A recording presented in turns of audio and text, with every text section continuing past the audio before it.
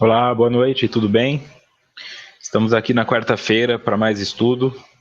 Para quem faz os dois estudos sabe que ontem não deu certo, mas conseguimos retornar ao Hangout aqui após problemas técnicos e hoje seguiremos normalmente. Deixo aqui o meu boa noite a todos vocês que estão acompanhando pela Rádio Amigo Espírita, vocês que estão no YouTube, dando a sua contribuição também, Sérgio, Celso e a Silvana, a todos vocês que baixam os áudios no SoundCloud e a todos vocês que de alguma forma contribuem na divulgação desse estudo, levando essa mensagem cada vez mais adiante, para que chegue cada vez a mais pessoas.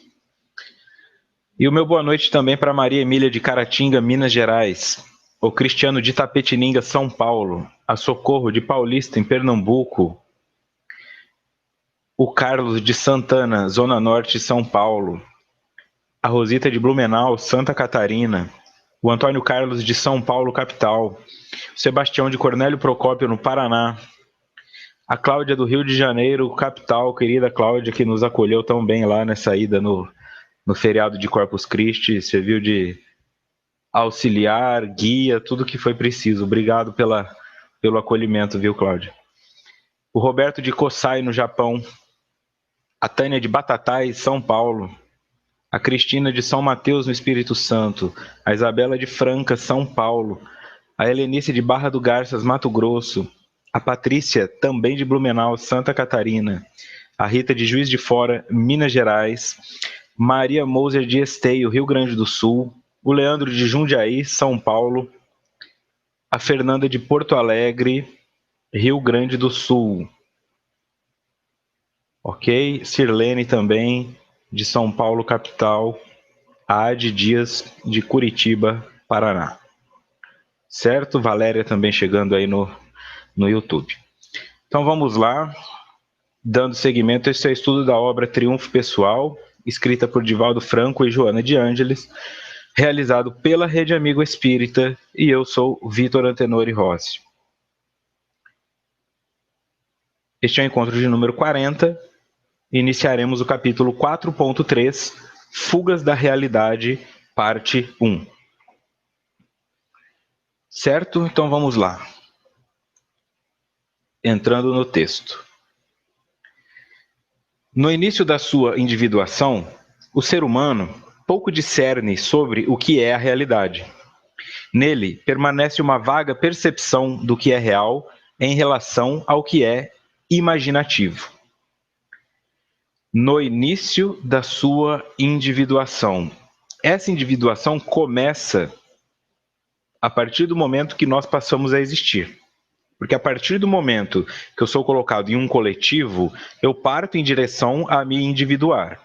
Ok? Isso aqui significa se transformar um indivíduo, mas em um sentido muito mais amplo, como nós já vimos nos estudos sobre arquétipos e etc. Quando tinha aquele eixo ego-self na imagem do aparelho psíquico.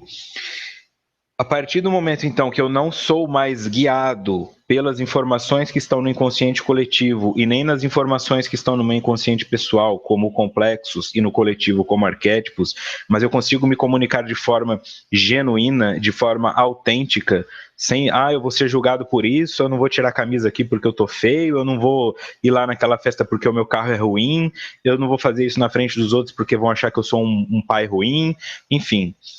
A partir do momento que eu simplesmente sou, a partir do momento que eu simplesmente me conecto com essa divindade interior, eu alcancei a individuação. Portanto, não fiquem preocupados em alcançar a individuação nessa existência. Isso não é uma coisa que se consegue em uma existência, ok? É uma coisa que nós vamos alcançar após muito tempo.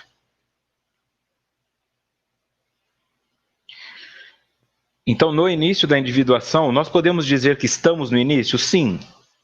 Porque até então, até os planetas primitivos, nós estávamos muito mais vivendo o instinto, né? Sentindo o cheiro das coisas, sentindo a cor, vendo a cor das coisas, o contato. Agora que nós estamos começando a nos libertar disso, tanto que ainda tem muito estupro, ainda tem muita violência. Então, quer dizer, nós ainda estamos muito vinculados ao instinto. Mas o processo de individuação, pensando nessa lógica maior, neste aspecto que transcende o momento atual, ele é o começo, tá? Nós estamos começando a falar sobre isso. E sempre que começamos a falar sobre algo, é porque aquilo é novo. Então, se é novo, é óbvio que estamos no início do processo de individuação. A Isabela pergunta se Jesus conseguiu. Eu não acredito que um espírito que não alcance a individuação possa se transformar em uma referência angelical. Isso é uma consequência. Todo espírito que não precisa mais encarnar em meios materiais ou faz de forma missionária, este é um espírito individuado. Alcançar a individuação é justamente quando eu não preciso mais provar nada, porque eu já sou senhor das coisas. Tá? Eu escolho voltar. Escolho voltar por amor, escolho voltar por o que quer que seja. Mas um missionário não volta por culpa. Não é por culpa que um missionário volta, é por amor. Então eu não tenho como dizer também quem era e quem não era individuado, porque aí eu vou estar dando uma de guru sabichão, e não é o caminho aqui. Cada um sabe de si. O que eu posso dizer é, eu estou em processo de individuação no início. Sou individuado? Longe de ser, mas já começo a pensar sobre o tema. E aí cada um vai definir pelos próprios meios em que estágio se encontra nisso. O ser humano pouco discerne sobre o que é a realidade. Nele permanece uma vaga percepção do que é real em relação ao que é imaginativo. E a Marie-Louise von Franz, quem já assistiu o seminário Reforma-te a Ti Mesmo, eu tenho um dos slides é dela. E ela diz que quando nós partimos por processo de individuação, ele começa trazendo uma lesão à personalidade, que traz sofrimento. Correto? Então, esse movimento... A pergunta até me dispersou. Ai, ai. Esse movimento... Perdão, vou ter que voltar, porque o Dioclésio perguntou se o Papa é o espírito próximo da individuação. Não sei. Não sei. Para mim, os cargos terrenos, eles são irrisórios, não necessariamente tem um valor espiritual, assim como os cargos de políticos não têm valor de justiça, é o ser humano em si, né? O indivíduo, porque chega a ser papa, não necessariamente é um indivíduo melhor do que os outros, é um processo maior de individuação. É apenas um título dado em uma religião específica, né? Outras religiões não reconhecem e algumas pessoas dentro da própria religião também não o reconhecem, né? Até aquela fumaça branca sair para avisar que o Papa foi escolhido, tem debate. Então, se tem debate é porque não é unânime logo de cara. Portanto, eu não tenho como dar esse feedback e não continuaremos neste caminho. Quando acontece essa lesão à personalidade proposta por Marie-Louise von Franz, ela deu continuidade aos estudos de Jung, é isso que nos assusta. E nos assusta por quê? Porque nós entramos em contato com a realidade. Isso que nós vivemos é muito mais fantasia do que realidade. É isso que Joana está trazendo. Nossa noção do que é bonito, do que é feio, do que é bom e do que é ruim, isso é tudo uma ilusão. Nós definimos isso, como foi colocado. O Papa, que é o máximo da Igreja Católica. Mas o que é a Igreja Católica em um mundo superior, né? O que é espiritismo em um mundo superior? São todos conceitos que vão se alocar em determinados pontos, mas que ainda são vistos como religiões, ainda são vistos como dogma, ainda são vistos como doutrinas. Quer dizer, nós ainda precisamos de uma cartilha para nos comportarmos, e um espírito superior não precisa de cartilha, ele se transforma na cartilha, porque a lei de Deus está na consciência. A partir do momento que ele vive a lei de Deus, ele não precisa de cartilha, não precisa de religião, não precisa de nada que venha do outro, ele é puramente amor, né? E isso o conecta com o outro, não a necessidade egoísta de ser amado e etc. Então, por isso que não cabe entrar nesse julgamento dos papéis que estão sendo ocupados, porque eles são ilusórios. Permanece uma vaga percepção do que é real em relação ao que é imaginativo. E o que é real? Seu câncer é real, mas o poder que ele tem de te destruir é imaginativo. O poder que o câncer tem é de destruir o seu corpo físico, mas o seu corpo físico morreria com ou sem câncer. O que ele vai diminuir talvez sejam 15 ou 20 anos da sua existência, que também significam nada dentro da eternidade. Este apego é uma ilusão.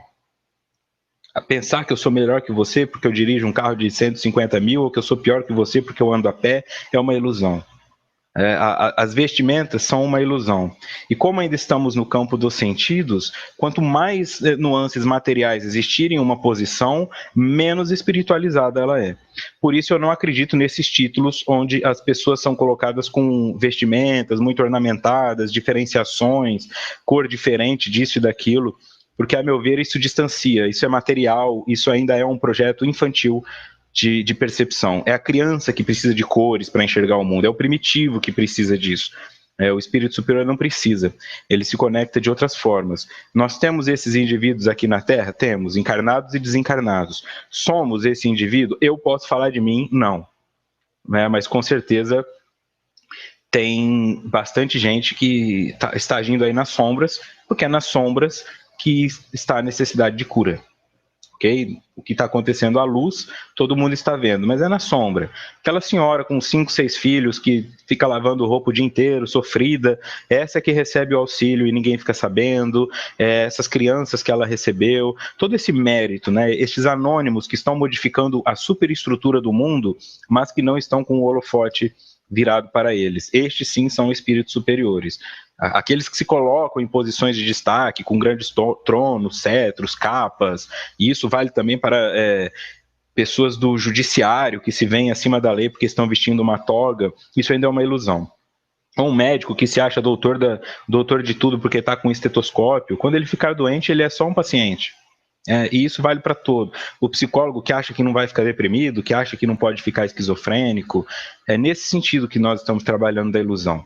Nós acreditarmos que um pedaço de papel assinado por um outro ser humano me certifica neurocirurgião, me certifica pediatra ou me certifica enfermeiro, sabe? É a ação, é a conduta no dia a dia que me transforma naquilo e não o título que me foi dado. Para quem tiver dúvidas disso, sugiro a leitura de Nosso Lar, onde André Luiz, que desencarna como médico, se percebe hierarquicamente abaixo até dos enfermeiros que lá estão.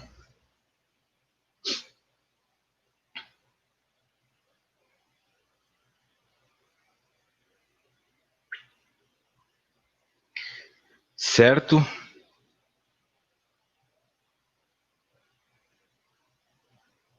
Então, ok. Vamos lá. Vivenciando mais a sensação que lhe predomina no comportamento, o pensamento que o convida à reflexão, o sentimento que se expressa de acordo com o nível de consciência e a intuição que o capacita para voos mais elevados.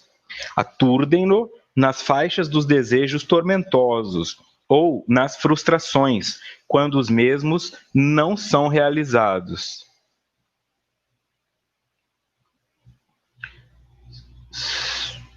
Certo. Isso é uma continuidade do outro, ok? Então, este ser, ou seja, nós que estamos vivendo uma ilusão, vivenciamos mais a sensação que lhe predomina no comportamento. Então, nós nos comportamos muito mais pela sensação. O pensamento que o convida à reflexão. O sentimento que se expressa de acordo com o nível de consciência. Quanto mais eu tenho recursos, melhor será o meu sentimento. Pessoas com sentimento de posse, ciumentas, são pessoas com poucos recursos de onde tirar a sua segurança, a sua confiança pessoal.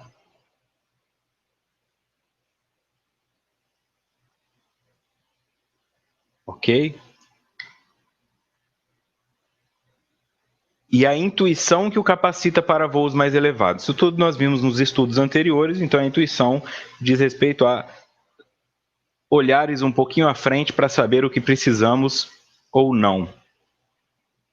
E pela intuição nós conseguimos visualizar um possível futuro de acordo com o nosso aqui agora. Aturdem-no nas faixas dos desejos tormentosos ou nas frustrações quando os mesmos não são realizados. Então, o meu desejo é tormentoso? Ele pode ser. Por que ele pode ser tormentoso? Porque se gera tormento em mim, eu tenho que deixar os meus filhos de lado, porque eu quero ter um carrão, porque eu quero ter uma casa na praia, eu tenho que deixar a minha esposa de lado e tudo que nós construímos em um casamento, porque eu quero ter uma garota de 20 anos, isso é uma tormenta para o espírito. Porque eu estou desfazendo vários laços e estou me movimentando pela sensação. O máximo que eu posso conseguir disso é a frustração ou o prazer imediato. Então, se você tiver a oportunidade de entrevistar, de conversar com uma garota de programa, dessas que trabalham em casas mesmo, você vai perceber que tem indivíduos que deixam todo o salário lá. Começa numa visita, morrendo de medo, onde eu entro, onde eu não vou, e de repente, quando ele pega o jeito, tá chamando todas as meninas pelo nome, já é tratado como se fosse da casa, porque o interesse é que o indivíduo fique, mas o que sustenta aquilo? É um momento de prazer que tem um tempo contado, 1 hora, 30 minutos, e quando acaba ele volta à estaca zero, tem algum sentimento de satisfação naquela noite, mas 2 dias depois precisa de novo daquilo. Então, por isso é uma tormenta. Porque a construção idealizada, a construção superior, é aquela construção sólida, que talvez não te traga tantos picos emocionais, mas te mantém em uma segurança. Então, minha vida se transformará em um tédio? Não, porque o indivíduo que é casado pode chegar ao ponto de ter um filho. São 9 meses de uma gestação maluca, que pode acontecer de tudo. A pessoa quer comer barro. Então, isso é uma novidade. Depois o bebê nasce, é mais um tempão sem conseguir dormir, entrando em contato com a própria raiva, com a frustração, com o arrependimento, tendo que pedir favores para familiares que às vezes eram distantes, enfim, várias situações que vão trazendo novidade à sua vida, mas que, quando olhada para o sentido espiritual, estão construindo algo indelével. Depois que você vira pai de uma criança e os dois desencarnam, aquele registro fica. Depois que você teve relação com 30 prostitutas e vocês desencarnam, esse registro também fica. Mas o que ele constrói para o seu self? O que ele constrói na escala evolutiva? Então são essas decisões que nós vamos tomando. Nós vamos nos movimentando pela sensação e acabamos ficando atormentados. Atormentados. Eu não tenho dinheiro para pagar essa conta, e agora? Mas que conta é essa? Essa conta seria necessária na sua vida? Você precisa realmente de uma casa com 230 metros quadrados, morando só você e sua esposa? Precisa de uma piscina olímpica em casa se você só entra na beiradinha para tomar uma cerveja? São nesses pontos. Nós vamos nos movimentando nesse sentido, compramos mais do que precisamos ou atraímos mais do que precisamos e depois ficamos com a sensação de que não temos. E isso gera um tormento. O indivíduo que se movimenta no sentido espiritual, o indivíduo que se movimenta no sentido de construir-se espírito e não matéria, esse não passa por tantos tormentos.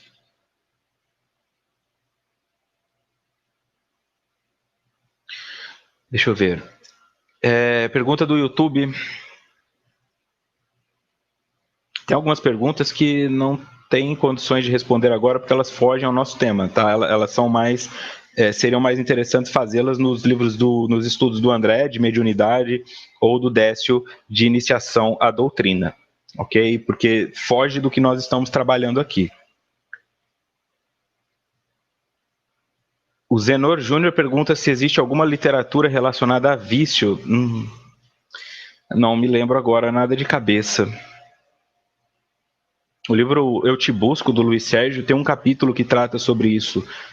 Ou é Sérgio Luiz? Eu Te Busco chama. É Sérgio Luiz ou Luiz Sérgio? Porque tem 2, né? Eu não me lembro agora. Mas, de forma geral, não tem nenhum outro livro específico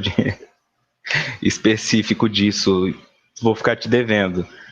A Fátima compartilha aqui. E me arrancou risos. Lembrei da minha gestação. Comi muito barro, tá vendo?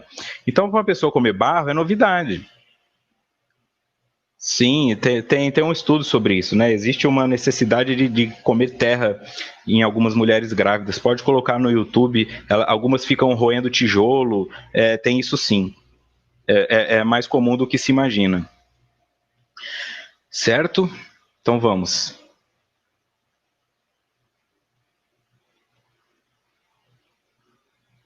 Essa pergunta da Ariane que foi feita no YouTube é justamente a que eu não tenho condições de responder aqui, porque foge... ela vai mais para um campo do embasamento do espiritismo, e aqui nós já estamos num sentido intermediário de psicologia profunda. Seguindo, inconscientemente, dá campo a fugas da realidade, apoiado nos conflitos que defluem das experiências transatas, procedentes de outras reencarnações, buscando complementação para o de que sente falta. Nos jogos futuristas da ilusão, ou na entrega sem relutância aos apelos angustiantes do prazer hedonista. da libido desenfreada.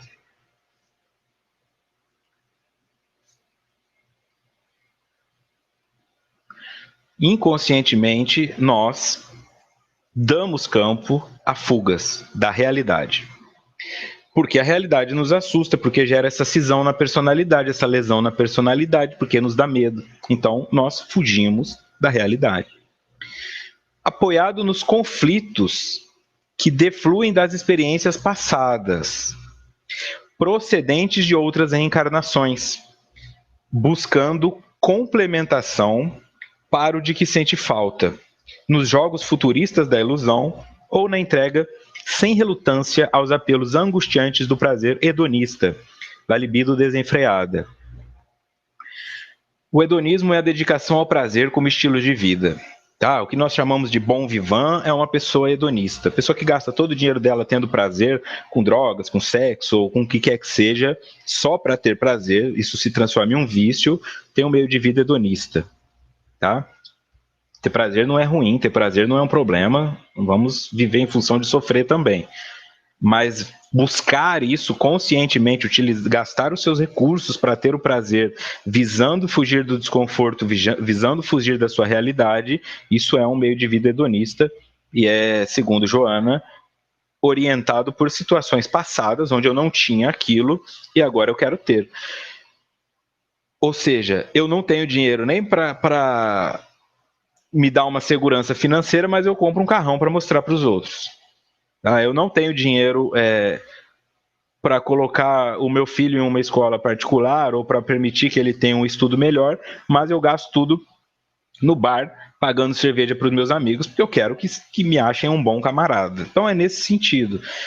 Então esse jogo futurista da ilusão, perguntado aqui pela Sirlene, ele está relacionado a este sentimento de que lá na frente eu vou ser beneficiado, de que no futuro isso vai me fazer diferença, de que eu vou ser feliz, eu sou adolescente, eu vou ser feliz quando eu tirar a carteira de motorista, eu vou ser feliz quando eu for pai, eu vou ser feliz quando eu finalmente sair da casa dos meus pais, e vai vivendo, né? Tem pessoa que fala, eu vou ser feliz quando meus avós morrerem e eu ficar com a herança, e na verdade depois descobrem que não é nada disso. Então eu vou trabalhando num sentido de buscar felicidade aqui no mundo e entristeço o meu espírito. Se busco a felicidade do espírito, por muitas vezes terei que lidar com a infelicidade do mundo. Vai doer, lógico que vai. Eu me desapego disso. Então eu vivo num mundo onde todo mundo anda com um carro de mais de 100 mil reais. Eu chego à conclusão que eu não preciso. Talvez um carro de 60 mil já tenha todos os itens de segurança que me agradam, mas vai doer. Meus amigos vão fazer piada, vão olhar diferente, tá com problema financeiro, porque parece que é isso. Essa é a ilusão que nós vivenciamos.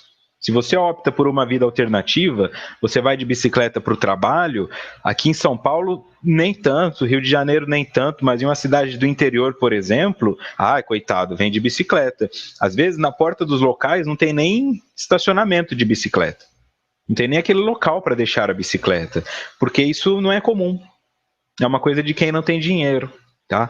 Essa construção vai nos empurrando para esse limite. Então, quando eu escolho me desligar disso e viver um modo de vida alternativo, que seja mais focado na construção do meu espírito e menos na minha construção de matéria, eu acabo sofrendo o preconceito, sofrendo a discriminação, encontrando portas fechadas. Não é tão fácil, é difícil. Não precisa nem ser coisas grandiosas, né? Se você corta o cabelo de um jeito que faz bem para você, esse cabelo não tá bom, sei, essa roupa não, sei, tudo é definido assim, né? Então, você mora aí no Rio de Janeiro, no Recife, 50 graus de temperatura, mas você tem que trabalhar de terno, porque senão você não é um bom cidadão. E aí começa a olhar, oxe, aquele rapaz de bermuda ali, olha que felicidade que ele está. É assim a vida. Ninguém quer, na verdade, que eu quero dizer assim, ninguém quer usar o terno com 50 graus, mas ninguém toca no assunto também, e fica todo mundo usando. Esse é o ponto. Por que uma empresa não pode chegar e falar, vamos fazer diferente? E aí uma chegou e falou, o Google fez isso, a empresa Google fez isso, o Facebook fez isso, algumas outras empresas estão fazendo isso. dando diferentes horários para a pessoa trabalhar, ela pode trabalhar em casa, ela pode levar o filho, ela pode ir de bermuda, tem lugar que tem gato andando para lá e para cá, cachorro. Quer dizer, são formas novas de enxergar esse mundo sistematizado que diz que nós temos que usar terno e gravata, dirigir carrão, viajar na primeira classe, que isso significa que nós somos felizes. A verdade é que você pode ir de primeira classe lá para a Grécia, você vai nadar no mar junto com o pobre, porque o pobre da Grécia também está lá, o brasileiro que foi de classe econômica, parcelando em 20 vezes, vai estar na mesma praia que você, e no fim de tudo o caixão é o mesmo para todo mundo. Pessoal do YouTube aqui também, Virgínia Aparecida, o Eurico de São Paulo.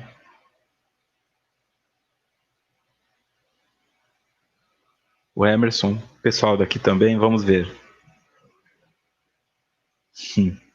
Sim, a questão do transporte público, isso tudo é reflexo nosso. Os nossos governantes somos nós nos movimentando. Tudo que nós passamos por dificuldade, nós construímos em algum momento. Nós não demos valor àquilo. Então eu vi, por exemplo, muita gente fica chorando, né? Ah, a TV Cultura vai acabar, não tem dinheiro, não pode acabar a TV Cultura, mas ninguém assiste. Então, o que adianta eu ficar falando isso? Vai assistir Big Brother, vai assistir Pânico na TV, vai assistir Faustão, mas não assiste TV Cultura, coloca a galinha pintadinha para o filho, coloca na Netflix e depois reclama que a TV Cultura vai acabar. Então, nós não pagamos pela coisa. Vai ter um show de música que tem um refrão, paga R$200 para entrar, vai ter jazz de graça na praça, não passa nem perto. Então, nós é que construímos isso. Nós é que nos movimentamos no sentido de criar todo esse caos. Quando é que eu penso na saúde? Quando eu estou doente. Eu nunca visito o hospital da minha cidade para ver se ele está caindo aos pedaços e depois vou nos vereadores, converso com eles. Mas quando eu estou doente e preciso de um raio-x e a máquina está quebrada, aí eu quero chamar a TV local, eu faço vídeo no Facebook, mas minha perna já está quebrada. É o nosso movimento de trabalhar no paliativo e não no profilático. Depois que acaba. Então, se eu quero que a TV Cultura exista, ela vai existir se tiver audiência. Se eu quero que um estilo de música não domine a música popular brasileira, então eu tenho que comprar CD, eu tenho que pagar no Spotify, eu tenho que comprar áudio digital de outro. Infelizmente. Então, não dá para ficar reclamando nesse sentido. À medida que todas as pessoas andarem de bicicleta, ou a maioria, então não vai mais haver necessidade de brigar por ciclovia. Vão construir uma faixa para carro, o resto é bicicleta e ônibus. Mas nós não fazemos isso. Muita gente reclama que quer ciclovia, mas não anda de bicicleta.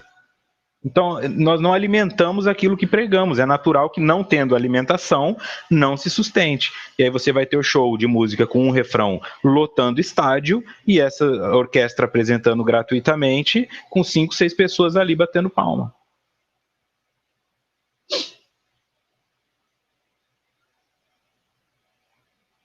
A Fernanda diz que assiste a TV Cultura. A Sirlene também.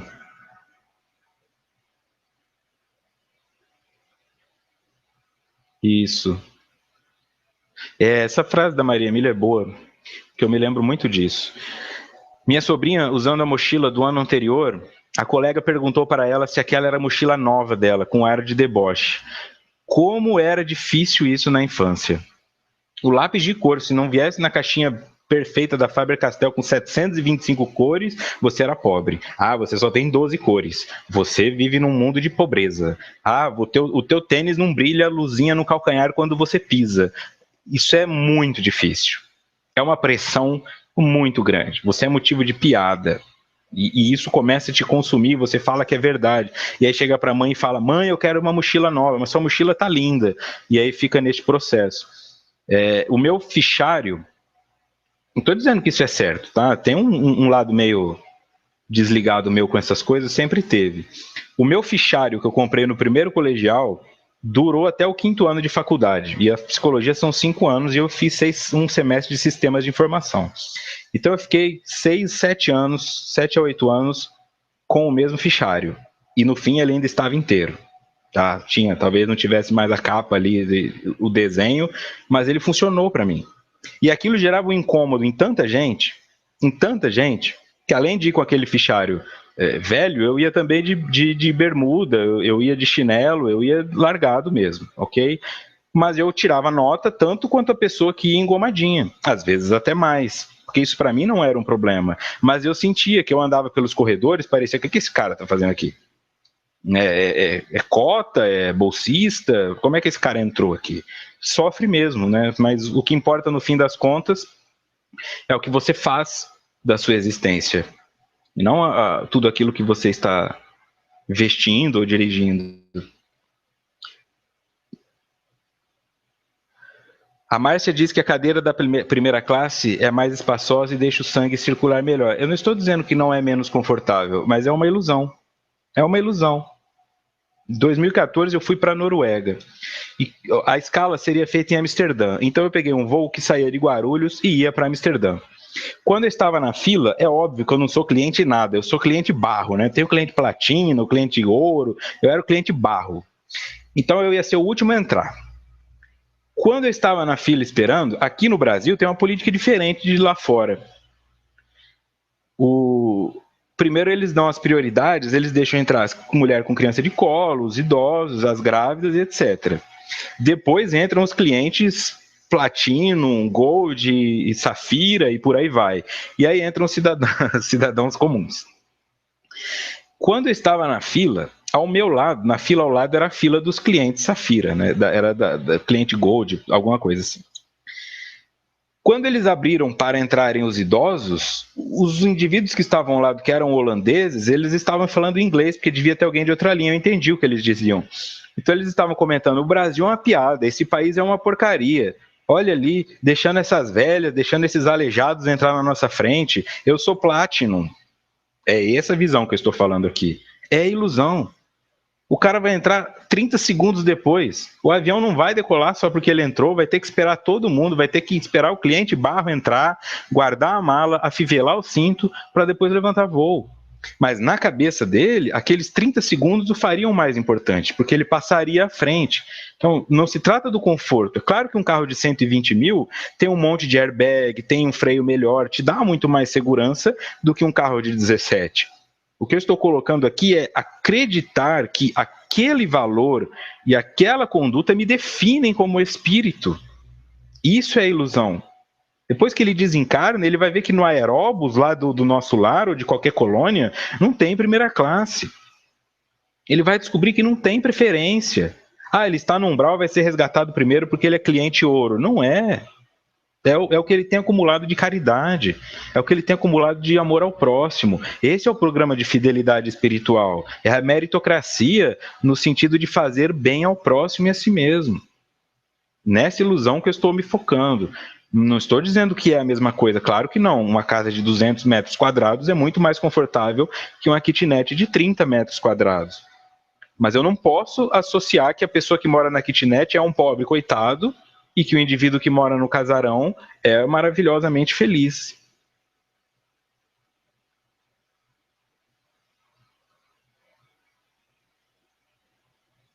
Ok? Cliente barro foi só uma piada, né? Porque não tem fidelidade nenhuma, não tem milha nenhuma. É um cliente qualquer, né? Por isso que eu falei, eu era um cliente barro, mas o avião só decolou depois que eu me sentei. Então, no fim, ele foi com as pernas esticadas e eu não. O Eurico de São Paulo pergunta o que eu acho de pessoas que frequentam o centro espírita de bermuda e chinelos. Eu acho tranquilo. Eu acho tranquilo que cheguem tatuados, que cheguem com piercing, que cheguem casais do mesmo sexo de mão dada, que eu acho tranquilo.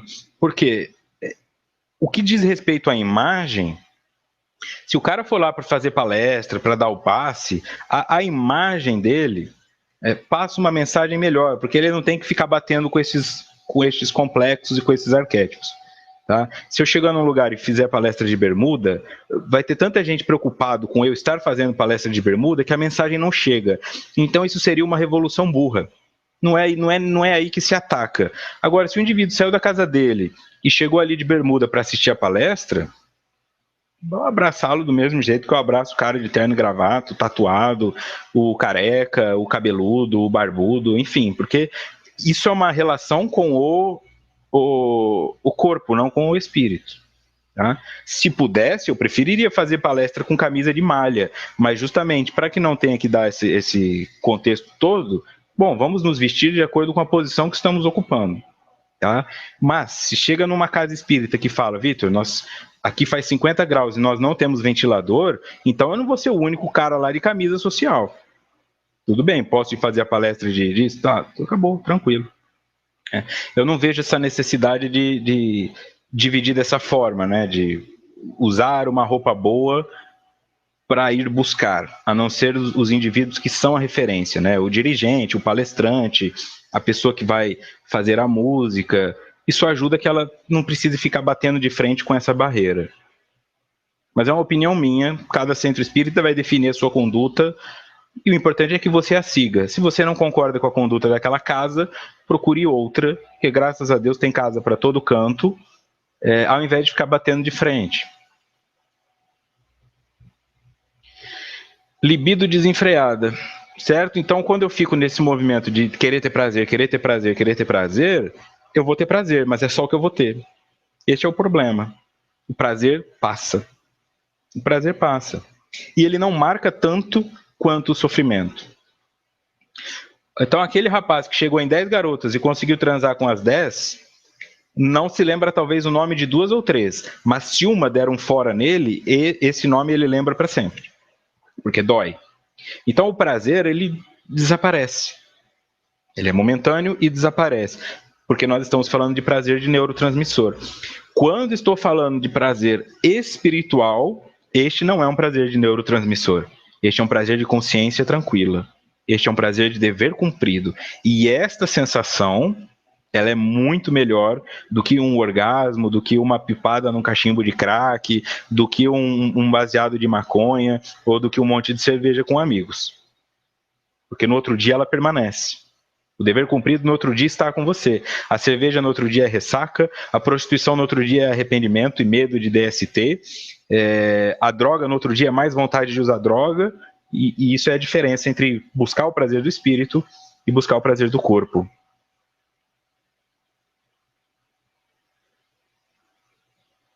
A Beth Mello de São Paulo também diz isso. Todos reclamam, porém existe uma grande resistência de cada indivíduo quando precisa fazer a sua parte. Volto a citar Gandhi. Seja você a mudança que quer ver no mundo. Quer que tenha ciclovias? Ande de bicicleta. Mas é difícil.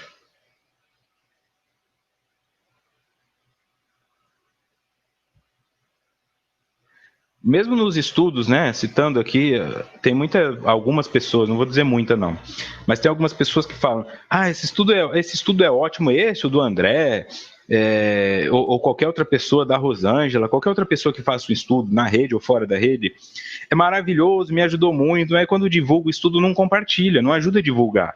Então é neste ponto, em tudo que você fizer, foi bom para você, passa adiante. Eles têm uma dificuldade. E às vezes, quando envolve a parte financeira, no que quer que seja, não quer financiar. Essa casa aqui é maravilhosa, eles estão fazendo assistência com pessoas, estão pedindo R$10 do membro para ajudar. Não vou dar dinheiro para a religião, porque onde já se viu? Não é a religião, é no assistencialismo. Mas eu não tenho dinheiro para dar. Então vem aqui ajudar a cuidar das crianças, vem aqui ajudar a dar sopa. Faz a sua parte. Mas ficam falando, que pena, tinha um trabalho assistencial na cidade, mas acabou por falta de voluntário. Vai lá fazer isso. Isso te modifica. Porque você sai do campo de ficar dizendo, e aí, ninguém vai fazer nada? E você se transforma na pessoa que faz algo. E o teu exemplo começa a guiar outras. Transforma-se em consequência. Seguindo.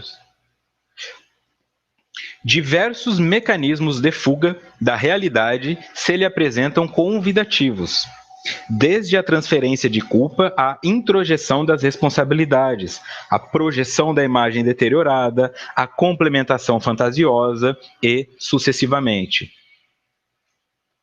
Para vocês que estão só no áudio aí, o A é com crase, ok? Então, desde a transferência de culpa à introjeção das responsabilidades, à projeção da imagem deteriorada, à complementação fantasiosa e sucessivamente. Eu pus em negrito aqui o mecanismos, porque estes mecanismos que ela está falando de fuga são mecanismos que nós já olhamos aqui no estudo, mas é interessante ter de novo porque esse estudo é específico sobre isso. Os mecanismos que ela está falando, introjeção, projeção, são os mecanismos de defesa do ego, certo? Então aqui nota do expositor. No trabalho Mecanismos de Defesa do Ego, da Elizabeth Silva, temos o seguinte: os mecanismos de defesa do ego são processos subconscientes desenvolvidos pela personalidade, os quais possibilitam à mente desenvolver uma solução para conflitos, ansiedades, hostilidades, impulsos agressivos, ressentimentos e frustrações não solucionados ao nível da consciência.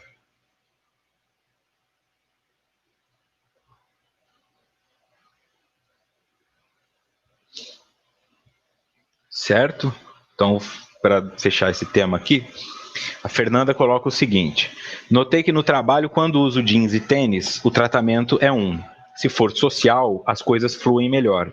O atendimento é mais rápido. Este é o ponto. Você não precisa ficar usando o jeans e o tênis para confrontar a sociedade, mas você começa a tratar bem as pessoas que chegam de jeans e tênis, porque não adianta eu falar isso e depois eu ficar tratando melhor quem está de terno, porque eu alimento o que eu critico. Eu começo então a olhar para as pessoas sem medo. Então, se vê um cara todo tatuado, de bermuda e chinelo na minha direção, eu não dou aquela refogada com medo de ser assaltado. Eu fico firme. Mas, Vitor, e se eu for assaltado? Causa e efeito. Em algum momento você fez por merecer. Tem 10 mil pessoas ao seu redor. Se esse cara escolheu te assaltar, é necessário que o escândalo venha. Mas ai de quem o trouxer. Mas eu não posso ficar com medo de morrer. Eu não posso viver com medo de ser assaltado. Porque são apegos materiais. Não tem aquela história do Chico que tinha uma pedra preciosa que era uma maldição na vida das pessoas que a carregavam? Tinha vários obsessores querendo aquela pedra, e a partir do momento que a pessoa se desfez da pedra, ela começou a ser feliz. Então, talvez essa arma apontada para você, este momento que vai acontecer, O cara não vai deixar de te assaltar só porque você deu um passo atrás, mas esse movimento automático vai levá-lo a refletir, como a Fernanda refletiu. Pô, o cara ficou com medo de mim porque eu estou de bermuda e chinelo. E não é bem assim. Hoje vocês estão fazendo esse estudo, falam que esse estudo ajuda na vida de vocês, fala que esse estudo é maravilhoso, e ele está sendo dado por um cara que se formou indo o tempo todo de bermuda e chinelo na faculdade. Qual é a diferença? Hoje funciona. Eu sou o mesmo cara.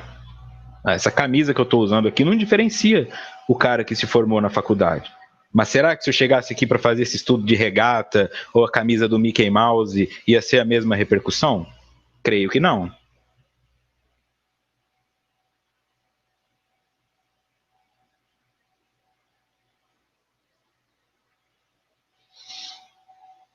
Então, o mecanismo de defesa do ego, ele é subconsciente, desenvolvido pela personalidade e possibilitam à mente desenvolver uma solução para conflitos, ansiedades, hostilidades, enfim, qualquer coisa que a coloque em situação de perigo. Perigo também das suas noções psicológicas. Ah, essa pessoa vai me trair. Ah, eu não posso ser pior do que ele. Isso é uma sensação de perigo. Então, quando o seu... A Cláudia falou que ia ser engraçado eu com a camisa do Mickey Mouse. Tá. Quando você der uma aula lá na faculdade de Direito com a blusa da Minnie, aí eu faço um estudo aqui com a camisa do Mickey. Tá ok?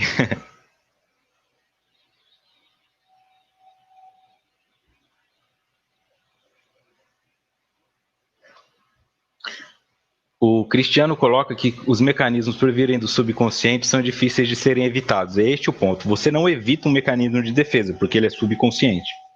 Você modifica o que você considera ameaça no mundo.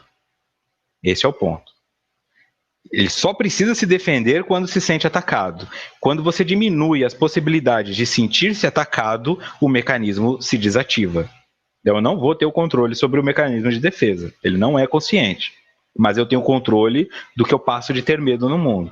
Então, se eu sou racista, eu vou entrando em contato com pessoas de outra raça. Quando elas não me ameaçarem mais, não há necessidade de mecanismo de defesa. Se eu sou homofóbico, eu entro em contato com homoafetivos. Quando eles não me ameaçarem mais, não há mecanismo de defesa. É neste ponto. Mas não dá para desativá-lo conscientemente. A Isabela já deu aula com a camisa do Snoopy. Isso, o Tielo também coloca aqui.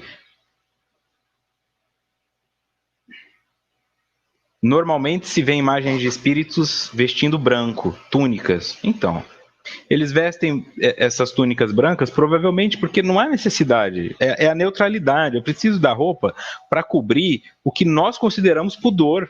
Essa é a representação da maçã no Éden.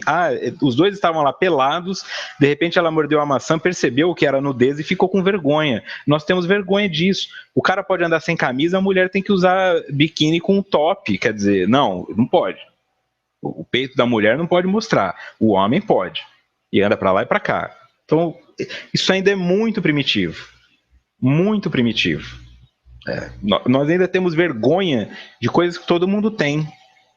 Ai, que vergonha. Ai, eu não posso ver isso. É uma parte do corpo. Depois que você trabalha na área da saúde, quem trabalha na área da saúde, principalmente direto, cuidando de pacientes, a desconexão com pênis, com vagina, com seio, ela é plena. Tem cara que tem ciúme de ginecologista, tem cara que tem ciúme de enfermeiro, não tem. Tá? Só se a pessoa já fez aquela profissão pensando nisso, já vi um caso ou outro, mas de forma geral eu lembro lá na Santa Casa, as técnicas de enfermagem estavam trocando a sonda genital de um paciente, nem olhavam para aquilo como um órgão genital, elas estavam falando de festa, conversando uma com a outra, e fazia aquilo de limpar o pênis do cara do mesmo jeito que limpava atrás da orelha, né? Nós é que temos ainda esse tabu. Então, um espírito superior precisa se mostrar coberto porque a nudez ainda nos incomoda, mas não é bem por esse ponto. Não vamos chegar num ponto de sair andando pelado para lá e para cá, mas é de não ficar buscando isso. Não ficar buscando isso. É neutro. É só uma veste. E ela é branca para mostrar a limpeza, né? Para refletir. É isso. É muito mais bonito. Agora eu tenho que usar uma gravata apertada até aqui, um terno, depois uma coisa por cima e uma cinta. E aquilo me prende, né? E ao me prender, eu vou lá fazer uma palestra para soltar os outros enquanto eu estou preso. Nós ainda estamos devagar, né? Não vamos entrar em conflito com isso. É cultural.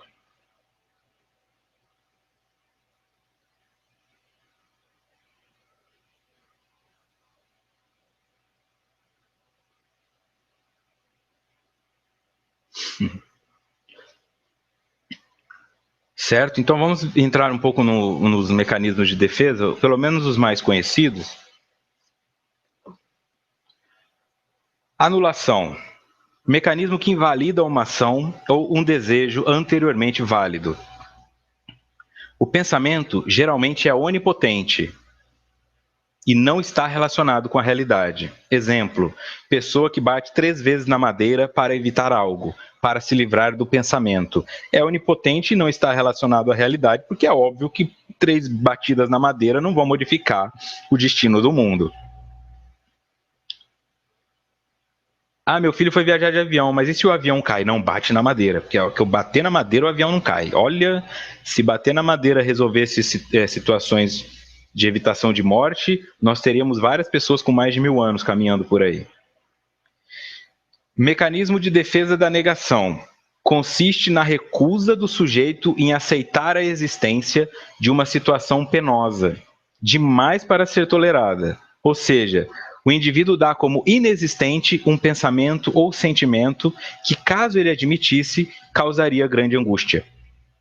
Exemplo, um gerente rebaixado de cargo que continua a prestar serviços anteriores ao rebaixamento. E isso tem muita gente que ainda faz, assim, né? Como eu disse, está em negação. Já não tem mais dinheiro para comer naquele restaurante, mas vai. Já não tem mais casamento acontecendo entre o casal, mas ainda vive achando que existe.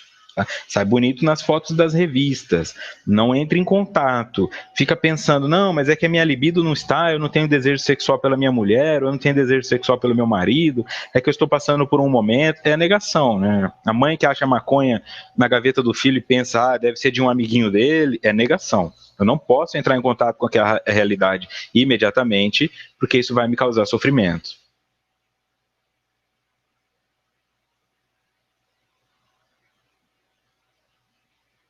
Sublimação é o mecanismo pelo qual o sujeito desagressiva a energia agressiva ou dessexualiza a libido, transformando-as em algo socialmente aceito.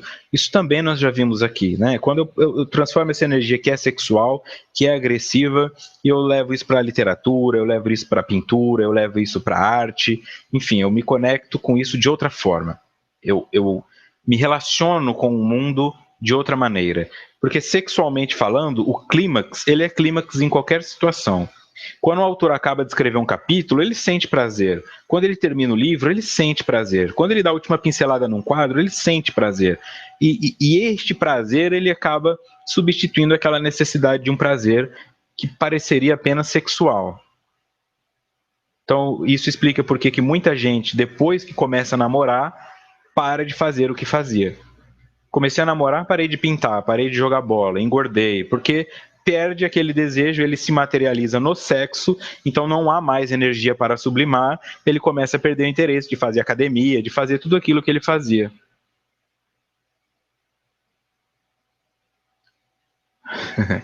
Chinelo virado para baixo, a mãe morre, nossa, esse aí era o clássico.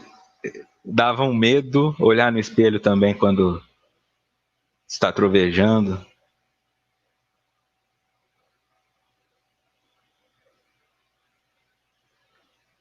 Seguindo.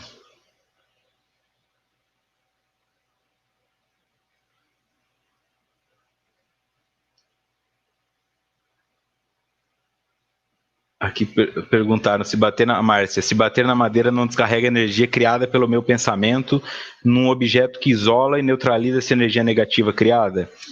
Eu não tenho condições de fazer um avião cair. Eu não tenho condição de interferir no destino. Por isso é uma onipotência. Não sou eu que salvo ou mato as pessoas. Eu mato as pessoas atirando nelas, eu mato as pessoas colocando elas em situação de opressão, mas não é tão simples assim.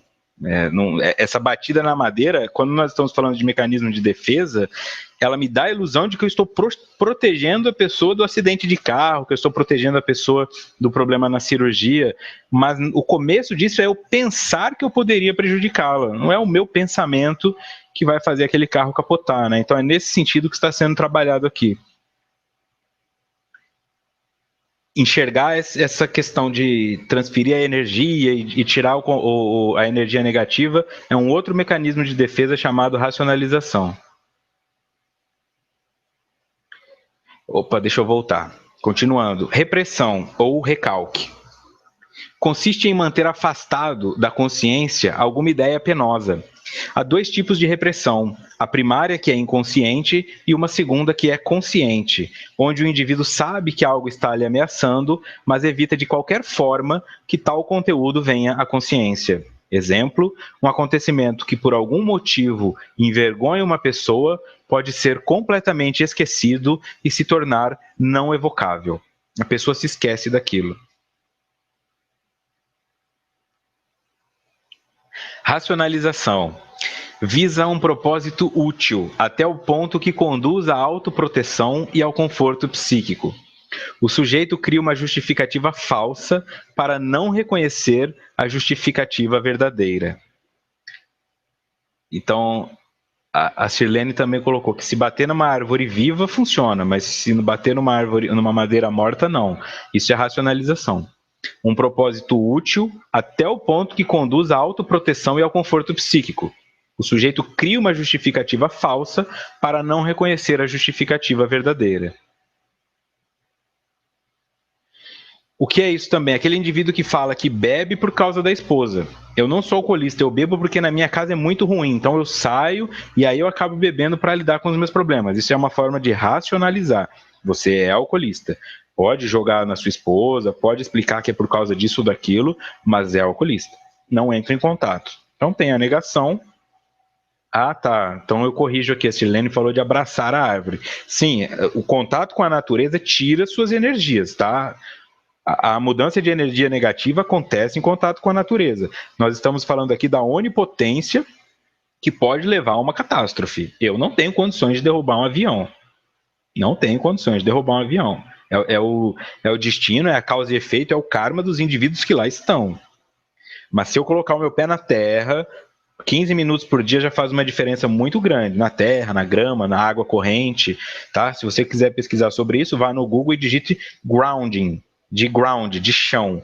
Grounding é uma técnica onde você coloca os seus pés no chão e mentaliza essa limpeza e você tem uma troca com a natureza, mas é uma troca da sua energia. Então funciona também abraçar a árvore, qualquer coisa nesse sentido.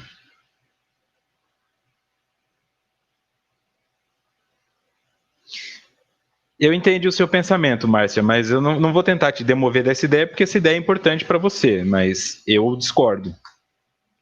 A este ponto, eu discordo de que eu seja capaz de criar uma catástrofe só porque eu falei que o avião vai cair, o bater na madeira não vai modificar isso. Eu não estou falando de obsessão, não estou falando de enviar pensamentos negativos, não é disso que nós estamos falando aqui. É apenas a explicação do que do que são os mecanismos de defesa na visão da psicologia, e a psicologia não se une ao espiritismo neste ponto aqui. Ela vai se unir depois. Então a racionalização é isso. A regressão é o retorno a atitudes passadas que provaram ser seguras e gratificantes, e às quais a pessoa busca voltar para fugir de um presente angustiante. Exemplo, adulto fazendo birra, pirraça. Ou a pessoa que volta a fumar depois de parar porque brigou com a esposa. Ou a criança que volta a fazer xixi na cama depois que o irmãozinho nasceu e começa a ter mais atenção que ela. Então, sempre que eu retornar a um local conhecido, mesmo que ele não seja bom para mim, que seja de vício, que seja de comportamento infantil, é o mecanismo de defesa da regressão. Em algum momento aquele comportamento me deu benefício. Então agora que eu não sei como agir, eu volto a agir daquela forma, esperando que eu reencontre aquilo. Então, eu vivia fumando, aí eu encontro uma pessoa que me supre este sentimento. Eu paro de fumar. Nós terminamos porque ela me traiu. Eu volto a fumar. O que eu estou fazendo com isso? Bom, se eu a conheci fumando, se eu voltar a fumar, talvez eu conheça uma outra pessoa que volte a me fazer bem. E aí eu regrido. Isso tudo subconsciente. Continuando. Formação reativa é um mecanismo que representa o exato oposto do que seria naturalmente esperado pela expressão de tendências libertadas. Um traço desenvolvido para manter a repressão destes impulsos e para negar e mascarar tendências da personalidade que existiram de uma forma oculta. Exemplo, traços de caráter perfeccionista e descompromissado constituem frequentemente formações reativas contra tendências, desejos e impulsos proibidos. A pessoa fica perfeccionista, mas na verdade o que ela quer é lidar com outro ponto. Então o seu namorado começa a te tratar de forma perfeita. O sentimento é, ele começou a me amar de novo, ele voltou a me amar de novo. Mas lá no fundo tem um desejo talvez de te trair, ou tem um medo de que você o esteja abandonando. Ela vai me deixar. Eu tenho que ser perfeito. Eu estou olhando por outras mulheres, ela vai acabar percebendo. Então, automaticamente, ele começa a te tratar melhor.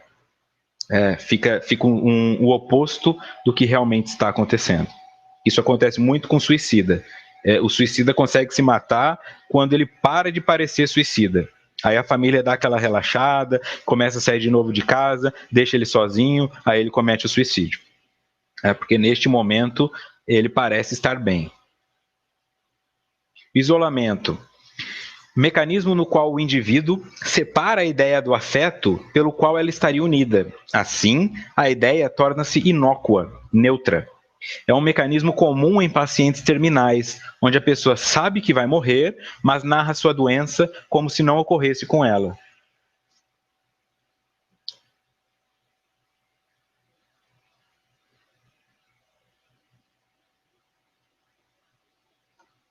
No isolamento, eu pego aquele caráter afetivo da situação, tiro ele e trato ela como se fosse sem problemas. Ah, seu casamento está acabando, você vai ser demitido. Não, não tem problema, eu consigo outro emprego, mas no fundo eu estou desesperado. Não é que eu estou mentindo, vejam bem, o mecanismo de defesa não é uma forma consciente de mentir para o outro, é uma forma subconsciente, inconsciente de confortar a si mesmo, mesmo que isso implique numa auto-mentira. Por isso que o processo de individuação, ao nos colocar com a realidade, traz sofrimento. E este sofrimento, não querendo ser vivenciado, o mecanismo de defesa da negação atua. Então eu vou sempre arrumando respostas que justifiquem o meu comportamento, ao invés de chegar à conclusão que ele já está ultrapassado ou que é inefetivo. Ou seja, a mãe não vai morrer porque o chinelo está virado. Agora, se o chinelo estiver virado e coincidentemente a mãe morrer, aí aguenta várias encarnações da superstição se fortalecendo. Pode acontecer. Identificação. O sujeito assimila um aspecto, uma propriedade, um atributo do outro e se transforma, total ou parcialmente, segundo o modelo deste outro. Eu me lembro de um amigo, a Eliane disse que foi nas cataratas do Niágara e lá sentiu a grandiosidade de Deus. Sim, tem uma troca energética maravilhosa em locais assim. Eu me lembro de um amigo que ele fazia muito essa identificação. Nós começamos a conviver e é natural que eu tinha os meus trejeitos, eu tinha os meus jargões, eu tinha o que eu sou. E ele tinha o que ele era. O que ele era nós chamávamos de Frankenstein, porque era um pouco de tudo. Se você tinha uma frase que era sua, ele pegava e ele transformava aquilo como se fosse dele. A coisa chegou a um ponto tão grande e nós andávamos muito juntos, nós éramos muito amigos, que depois de um tempo eu chegava nos locais que eram dos amigos dele e eu começava a ser amigo dele, os amigos dele falavam assim: "Ué, Vitor, você imita ele? Você tem os trejeitos iguais os dele, né? Por que você imita ele?" E na verdade ele me imitava.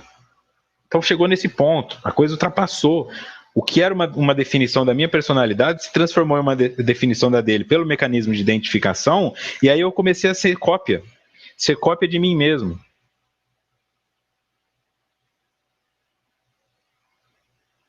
Seguindo, a Nath chegou aqui, a nova, todo mundo dando um bem-vindo para ela.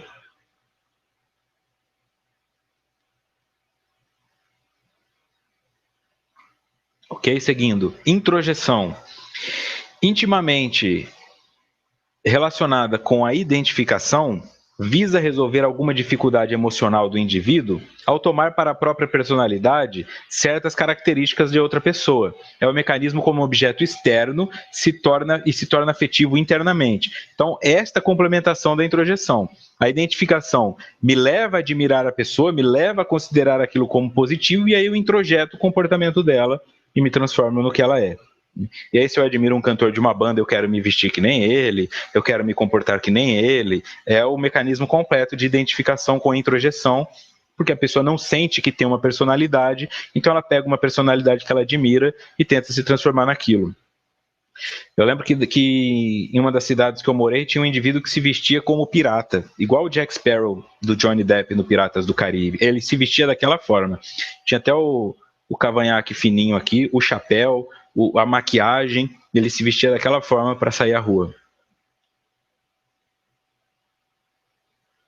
Projeção é um mecanismo oposto à introjeção. O sujeito vai atribuir a objetos externos aspectos psíquicos que lhe são próprios, mas não são reconhecidos como seus. Exemplo, a pessoa a pessoa incapaz de tolerar a angústia despertada pelo seu ódio de B, inconscientemente muda sua atitude. E ao invés de falar eu odeio B, ela fala B me odeia.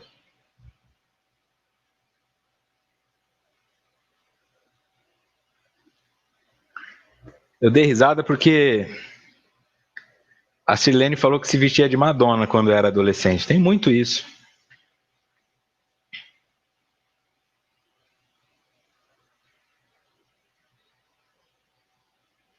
Eu não entendi a sua pergunta, Bruno. Eu estou acompanhando o chat do YouTube aqui, viu, Sérgio?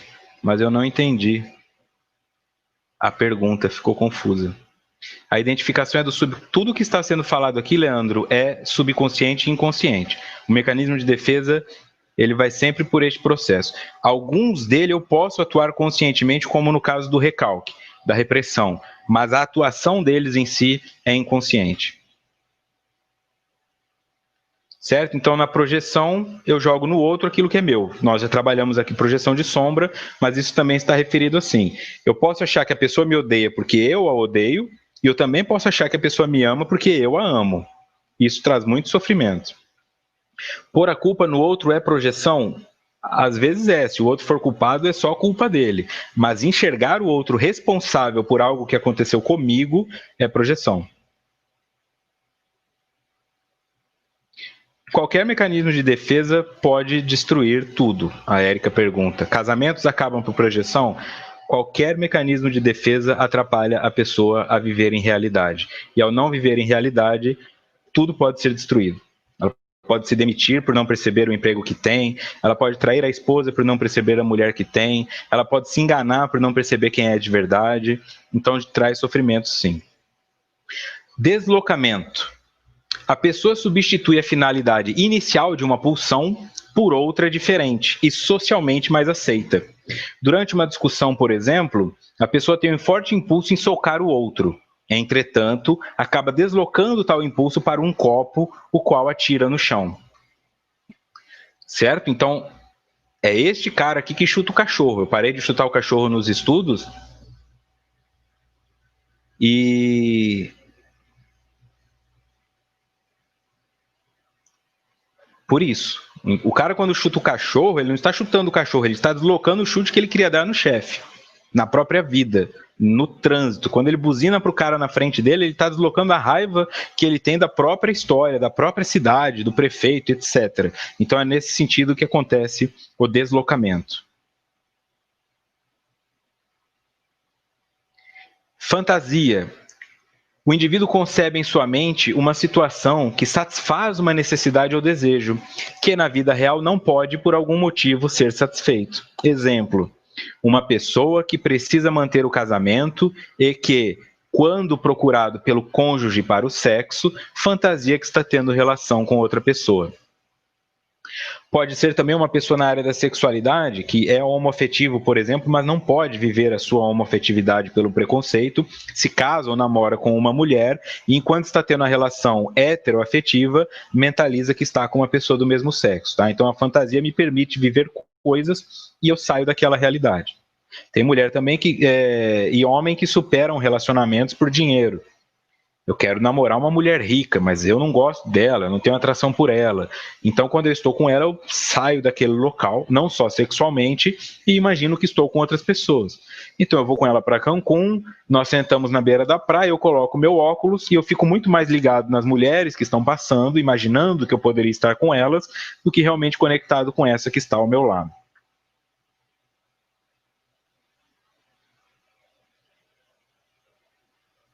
Conversão, numa linguagem simples, seria a transformação de uma coisa em outra. No caso da psique com o corpo, significa a manifestação orgânica de um sistema neurótico. A psicossomática é uma conversão. Então, quando o seu corpo adoece por uma questão psicológica, de tensão ou de estresse, você está convergindo. Isso é inconsciente, não dá para evitar. Pode ser uma conversão também mais prática, né? De quando os dedos travam, de quando a pessoa trava, cegueira momentânea, paralisia de capacidade de falar. Tudo que afeta o corpo físico e vem do emocional é uma conversão.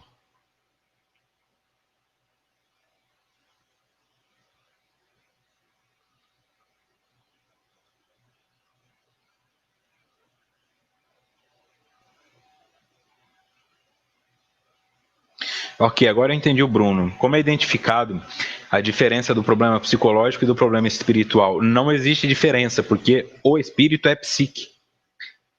O psicológico é o espiritual. O psicológico não tem uma atuação orgânica, não é o cérebro que transforma você em psicológico. certo? O psicológico, ele é energético, ele é abstrato. Ele continua apesar do corpo físico. Portanto, não há diferença entre o que é psicológico e o que é espiritual. Tudo que é psicológico é manifestação espiritual, mas nem tudo o que é orgânico é uma manifestação espiritual. Eu posso pegar agora um isqueiro, queimar o meu dedo, eu vou sentir dor, mas essa dor não é espiritual. Essa dor foi causada no corpo físico. Em contrapartida, tudo que acomete o espírito pela psique vai se manifestar no corpo físico se não for tratado. Portanto, não há como diferenciar uma da outra, porque elas são uma coisa só. Certo? Então, para encerrarmos já nos próximos slides, que o tempo hoje estourou, peço desculpas desde já. Voltando em Joana. Mediante esses mecanismos perturbadores, estes de defesa, derrapa em transtornos neuróticos, que mais o afastam da realidade, levando-o a fixar o pensamento em detalhes mal trabalhados do seu desenvolvimento psicológico, que apresenta saídas de escape para evitar o enfrentamento consigo mesmo, com a realidade que é e que mascara com a sombra individual de que se utiliza para ocultá-lo.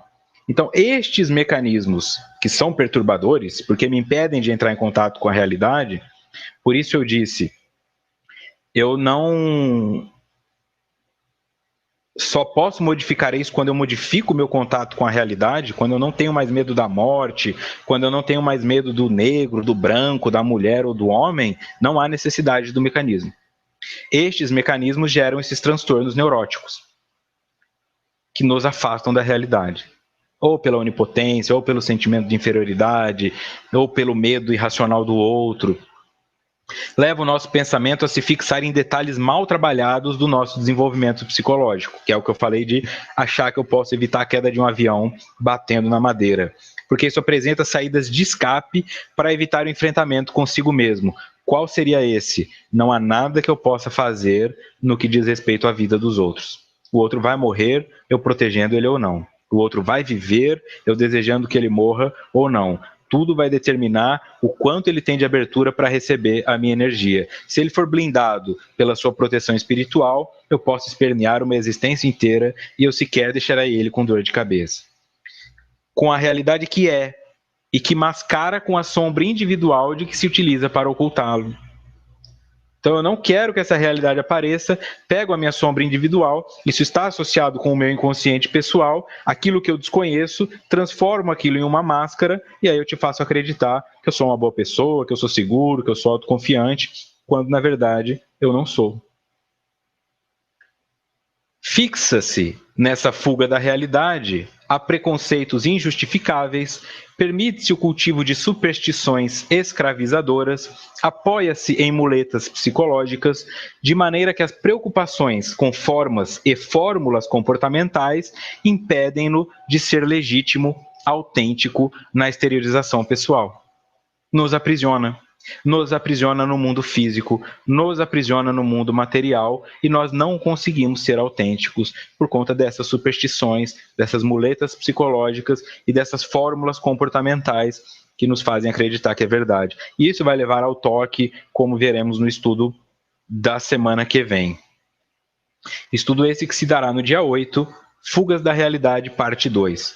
Hoje passamos alguns minutos do tempo, mas passamos porque valeu a pena, tá? Infelizmente não dá tempo de responder todas as perguntas, mas na medida do possível vamos trabalhando aí, ok? Então, muito obrigado pela companhia, vocês todos no YouTube, vocês todos aqui no Hangout, na Rádio Amigo Espírita, uma grande participação, é muito bom estar com vocês. Agradeço ao José Aparecido, em nome da Rede Amigo Espírita, por disponibilizar esse espaço para que possamos ter essa troca positiva. Que tenhamos uma ótima semana. Nos vemos na quarta que vem. Um grande abraço e muita paz.